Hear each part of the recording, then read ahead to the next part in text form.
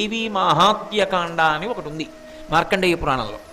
అందులో అమ్మవారి గురించి ఒక గొప్ప రహస్యం చెప్తారు. సృష్టికర్త, స్థితికర్త, ప్రళయకర్త, 9 గ్రహములు, దిక్పాలకులు, భూమి, వీళ్ళందరూ కూడా ఏవైనా దుష్ఫలితములను ఇవ్వాలి అని అనుకున్నా కూడా ఇవ్వకుండా ఆనుకూల్యతని ప్రకటించవలసిన సమయము ఎప్పుడూ ఆసన్నమవుతుంది. 9 గ్రహాలు ఉన్నాయనుకోండి, అందులో ఏదో ఒక గ్రహం చాలా ఉగ్రంగా ఉంది, అది దుష్ఫలితాలు ఇవ్వాలనుకుంటోంది. కానీ ఆ గ్రహం అలా ఇవ్వకుండా ఎప్పుడు ఆగిపోవాలి. లేకపోతే దేవతలే ఇవ్వాలనుకుంటున్నారు, దేవతలు కూడా ఇవ్వకుండా ఎప్పుడు ఆగిపోవలసి ఉంటుంది.